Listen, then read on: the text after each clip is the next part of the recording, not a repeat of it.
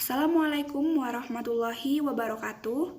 Perkenalkan, saya Wahyu Endang Binasti, NIM 030, kelas PBSI A 2019, Fakultas Bahasa dan Seni, Universitas Negeri Yogyakarta. Video ini saya buat guna untuk memenuhi tugas akhir mata kuliah Pendidikan Kewarganegaraan. Di sini saya akan membahas mengenai teori ilmiah dan teori konspirasi tentang munculnya virus corona serta hubungannya dengan ketahanan nasional.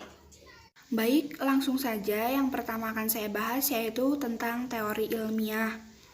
Di mana dalam teori ilmiah ini menyatakan bahwa virus corona muncul pertama kali dari hewan kelelawar atau sejenisnya di pasar basah Wuhan, di mana dalam pasar Wuhan tersebut terjadi jual beli hewan secara liar. Apalagi di pasar basah, pasar hewan hidup seperti di Wuhan tersebut merupakan tempat di mana virus zoonotik itu cepat sekali merebak. Apalagi dalam perdagangan hewan secara liar tersebut akan menciptakan interaksi antara manusia dan hewan. Tentu saja ya, manusia dan hewan akan berinteraksi di pasar hewan liar tersebut. Dan hal itu juga tentunya akan memberikan si virus itu kesempatan untuk berpindah populasi dan sembari bermutasi. Dan lebih parahnya lagi, jika kontak sesama hewan sangat dekat, maka virus-virus yang ada pada hewan tersebut akan bergabung. Kemudian ilmuwan juga yakin bahwa sebelum virus ini masuk ke dalam tubuh manusia, virus ini juga bermutasi sedemikian rupa dan bergabung dengan virus yang lainnya. Teori ilmiah ini merupakan teori dari Washington Post, di mana mereka meneliti seseorang yang terkena atau terinfeksi kelelawar. Baik, selanjutnya saya akan membahas tentang teori konspirasi. Teori konspirasi yang pertama yaitu bahwa virus corona ini muncul pertama dari laboratorium Wuhan. Karena muncul pertama virus corona ini merupakan dari kota Wuhan, China, maka teori konspirasi ini kemudian menyatakan bahwa virus corona ini merupakan senjata biologis dari China untuk menyerang negara lain, di mana virus corona tersebut diyakini sengaja dilepaskan dari laboratorium di Wuhan untuk menyerang negara lain agar terjangkit atau terinfeksi.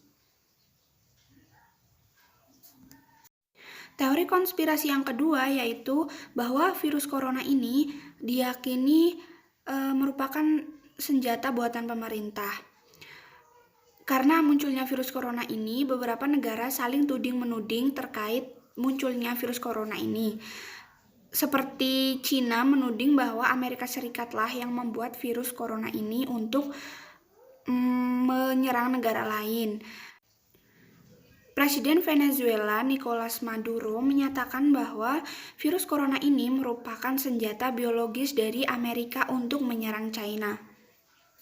Sementara pejabat di Iran mengungkapkan bahwa virus corona ini merupakan skema politik untuk menekan angka pemungutan suara.